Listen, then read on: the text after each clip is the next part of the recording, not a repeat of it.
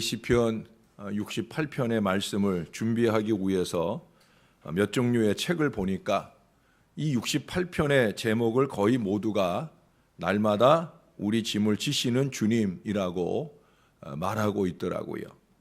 그 제목은 우리가 읽은 그 다음 말씀 19절의 말씀에서 기인한 제목입니다.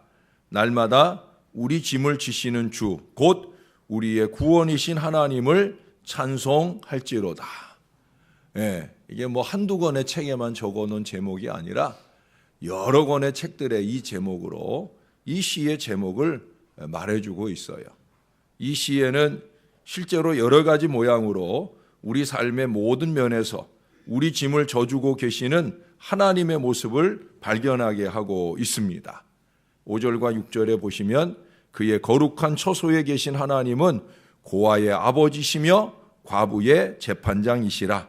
하나님이 고독한 자들은 가족과 함께 살게 하시며 갇힌 자들은 이끌어내사 형통하게 하시느니라. 오직 거역하는 자들의 거처는 메마른 땅이로다. 고아와 가부 같은 실제로 외로운 자, 또 6절에 말씀하는 것처럼 정신적 고독자들의 친구가 되주신다는 거예요. 그러나 아무리 그렇게 친구가 되주시려고 해도 거역하는 인생은 하나님도 어쩔 수 없다는 거예요. 그래서 그냥 내 메마른 땅에 너 혼자 잘 살아봐라, 그렇게 내버려 두신다는 거예요. 그러나 7절에 보시면 하나님이여 주의 백성 앞에서 앞서 나가사 광야에서 행진하셨을 때 길 잃은 자들의 길잡이가 항상 되어 주신다는 거예요. 9절의 말씀에 보니까 하나님이여 주께서 흡족한 비를 보내사 주의 기업이 곰핍할 때에 주께서 그것을 견고하게 하셨다. 사업이 어렵거나 경제적 곤란자들로 견고한 은혜를 더해 주신다는 거예요. 우리 지난주에 풍부에 이르게 하신다거나 우기의 은혜를 주신다거나 바로 하나님은 그런 은혜를 주신다는 거예요. 11절에는 저같이 하나님의 말씀을 전하는 자들에게 말씀을 주신다. 하나님이 주시는 말씀을 전하는 거예요. 하나님이 주시는 말씀이에요. 여긴 보니까 소식을 공포하는 여자들은 큰 무리라. 여러분, 어제도 말씀드렸지만 그 당시에 여자들은 사람도 아니었어요. 짐승만도 못한 대접을 받았어요. 그러나 그 여자에게도 공포할 말씀을 주시는 하나님이시라는 거예요. 하물며 저같이 부족한 자에게는 얼마나 더. 저는 원고 중심의 설교를 해요. 꼭 다 적습니다. 한자 한자 다 적어서 이 책 저 책 부족하고 어리석기에 많은 책들을 읽어내면서 그 책들에게서 말하는 내용들을 종합적으로 정리해서 여러분들에게 말하려고 노력을 많이 합니다. 결국 말씀을 주시는 분은 하나님이셔요. 분명한 사실입니다. 17절에 가보시면 하나님의 병거는 천천히요 만만이라 주께서 그 중에 계심이 시내산 성소에 계심 같도다. 전쟁터에 나간 자를 위해서는 대신 싸워주시는 거예요. 모든 인간들의 다양한 짐꾸러미, 이 모든 것들을 우리 하나님께서 책임져 주시는 줄로 믿습니다. 사람마다 각자의 매일매일의 삶 속에서 짐이라고 느끼는 그 내용은 다 다를 거예요. 그럼에도 불구하고 하나님께서는 그 모든 다양한 짐을 날마다 져 주시겠다라고 약속을 해주고 계셔요. 얼마나 든든한지. 그래서 예수님은 자신 있게 내일 일은 내일 염려할 것이요 한날의 괴로움은 그날의 족하다라고 말씀하셨다라고 보여집니다. 하나님께서 괴로운 짐을 져 주실 테니 염려하지 말고 살라는 거예요. 오늘은 좀 힘들어도 내일은 그 모든 힘든 것들을 제하시는 은혜가 반드시 올 것이라 하는 믿음을 좀 가지라는 거예요. 물론 어떤 때 우리들의 삶은 초등학생의 일기와 같이 아침에 일어나서 세수하고 밥 먹고 학교 갔습니다. 집에 돌아와서 조금 공부하고 나서 놀았습니다. 저녁 먹고 잤습니다. 이런 식으로 다람쥐 쳇바퀴 돌듯 판에 박은 삶을 살 때가 더 많이 있어요. 그러나 또 한편 한치 앞을 내다볼 수 없는 것이 우리의 삶이기도 합니다. 그래서 어떤 사람은 우리 삶은 매일매일 미지의 세계를 여행하는 것이요, 지금까지 겪어보지 못한 광야로의 모험이라고 말하기도 합니다. 우린 그렇게 오늘 또 하루를 살 것이고요, 이 한 주간을 살 것이고요, 12월 한 달을 살 것이고요, 이 달을 다 살고 나면 2019년의 여정을 또 살게 될 것입니다. 여러분, 그 모든 여정의 순간순간, 하루하루, 날마다 우리 짐을 져 주신다 하는 이 말씀은 과거로부터 오늘에 이르기까지의 우리의 어려움을 져 주신다는 말씀이기도 하지만, 더욱더 희망적인 건 뭐예요? 더 나아가서 내일이라고 하는 이 미지의 광야로 모험을 떠나는 우리의 삶보다, 7절 말씀하셨죠? 우리보다 앞서 나가셔서 그 모든 장애물을 제거해 주신다 하는 약속이 되는 것이기도 하는 줄로 믿습니다. 그 약속의 근거가 뭐예요? 18절 마지막에 말씀하잖아요. 여호와 하나님이 그들과 우리와 함께 계시기 때문이로다. 할렐루야. 전체 시편 속에서 말씀하는 바를 정리하는 말씀이기도 한 거죠. 날마다 우리 짐을 져주신다는데 어떻게? 주께서 하나님이 우리와 함께 계시기 때문이로다. 어제도 우리가 들었잖아요. 은혜를 받은 자요, 큰 용사요. 그러고 나서 하신 말씀이 뭐예요? 여호와께서 너와 함께 하시도다. 이거예요. 이게 우리의 힘이고 우리의 미래가 되는 거죠. 하나님이 함께 하셔요. 저는 이 하나님을 분명히 믿어요. 여러분도 믿으시기를 바랍니다. 입술로만 임마누엘 아멘 하지 마시고 정말 좀 믿으셔요. 지금 이 순간 이 예배 속에서도 주님 함께 하시고, 우리가 생각하고 말하고 행동하는 그 모든 순간에 하나님이 함께 계셔요. 두렵고 떨리는 마음으로 살아야 될 것이고요, 그 하나님이 함께 하시는 든든한 마음으로 살아야 될 거예요. 제가 오래전에 고등부, 교회학교 고등부 학생들을 데리고 도봉산을 올라갔던 적이 있어요. 오래된 일인데도 아주 선명한 장면이 있어요. 이게 뭐냐면, 우리가 그쪽에 도봉산을 간다니까 그 인근에 사시는 그 안수 집사님 중에 김성수 집사님이란 분이 계셔요. 아주 배짱 마른 그분인데 이분이 산을 잘 타셔요. 특히 그 도봉산 옆에, 바로 옆에 붙어있는 아파트에 살고 계시, 길 하나 건너면 바로 도봉산 올라가는, 이분이 늘 도봉산을 그야말로 자주 오르내리신 거예요. 손바닥 보듯 빤한 거예요. 학생들 수준에서 어느 길로 가면 재미나고 또 유익하고 좋은지, 이분이 앞서 가시는데 우리는 낑낑대고, 저는 산은 좋아하는데 등은 싫어하거든요. 왜냐면 아시는 대로 땀도 많이 나고, 그러니까 이 등하는 게 너무 싫은데 그분 따라가는 건 너무 재밌더라고요. 재밌는 길로만 가셔요. 예? 아슬아슬함도 좀 느낄 수 있게. 왜? 학생들이니까, 젊은이들이니까. 예, 또 어려운 길을 만나면 당신이 어떻게 가야 되는지를 먼저 시범을 보여주고 우리로 하여금 그 길을 따라가게 하니까 얼마나 편하고 쉽고 재미난지 몰라요. 예, 예, 참 대단히 훌륭한 길 안내자였다 하는 생각을 지금도 하게 돼요. 그분의 그 표정이나 그런 앞서가시는 모습들이 지금도 선할 정도로 그날의 등산을 제가 아마 죽을 때까지 못 잊을 거예요. 저는 그래서 길을 안내해 주시는 하나님, 그 하나님이 어떤 하나님이시겠다 하는 것을 충분히 느낄 수가 있어요. 우리들이 인생을 살면서 아무리 생소하고 감당하기 어려운 장애물을 만난다 할지라도 그것은 이미 최고의 인생길 안내자이신 하나님께서 우리보다 앞서 사셨던 우리 신앙의 선배들을 통해서 잘 알고 계신 장애물이고 짐이기 때문에, 똑같은 일을 얼마나 많은 사람에게서 하나님이 반복 경험하셨겠어요. 그 장애물과 그 짐을 만날 때는 어떻게 이끄는 것이 옳은 것이라고 하는 걸 하나님이 얼마나 더 잘 아시겠어요.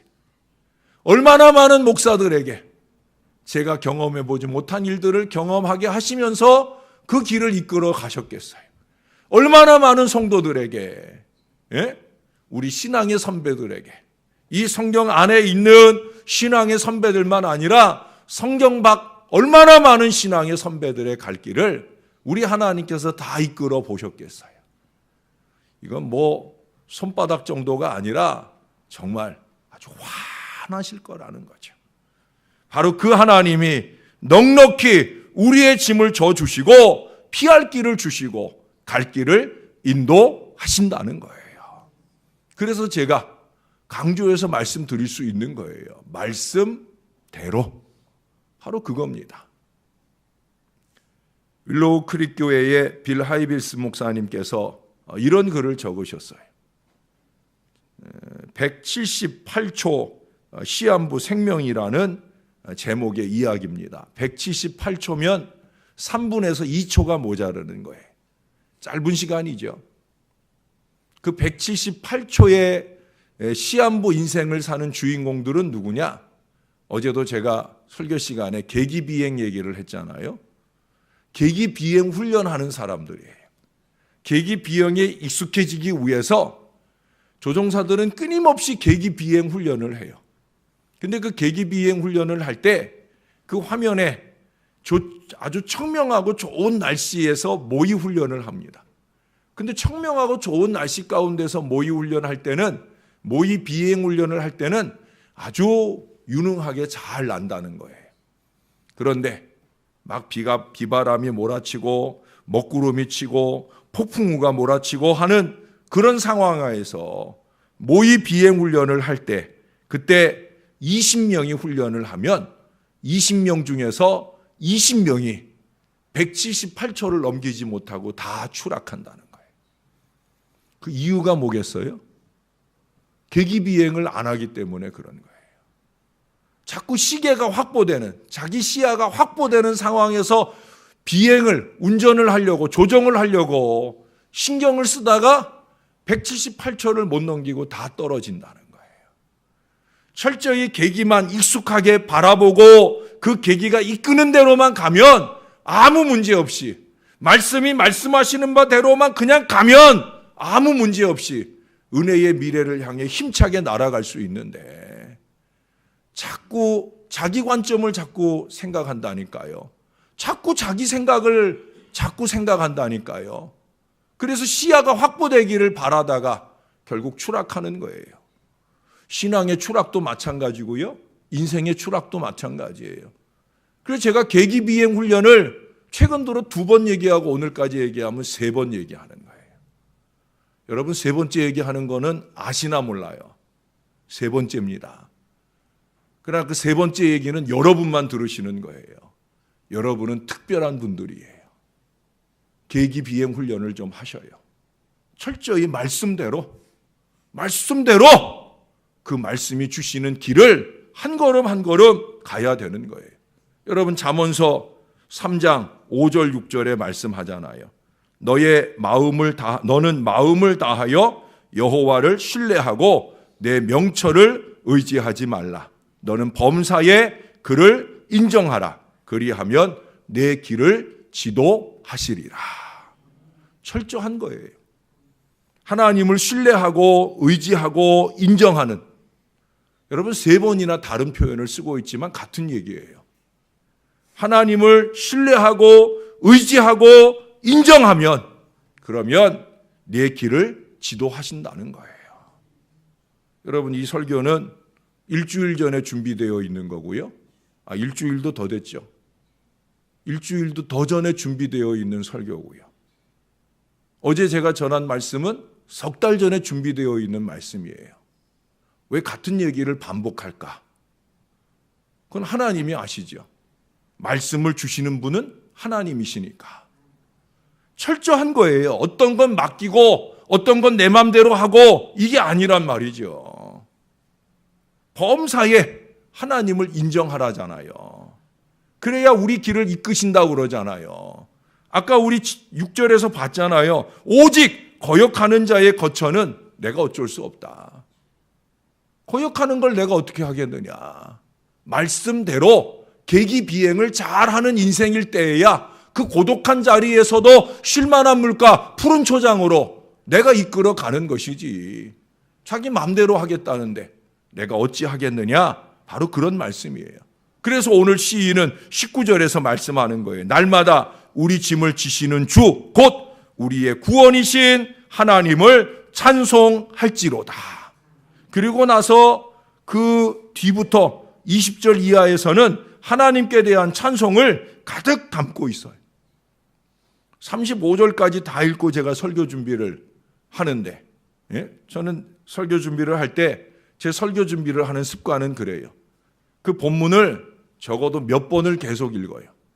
그래 여러분들에게 아까 5절, 6절, 7절, 9절, 11절, 17절, 18절 이런 것들을 꼽아 드릴 수 있도록 이 35절까지의 전체 내용을 제가 쑥 저의 마음속에 담아내야 되거든요. 이분 저분이 이런 얘기 저런 얘기를 하지만 그 중에서 또 제일 중요한 건 뭐예요?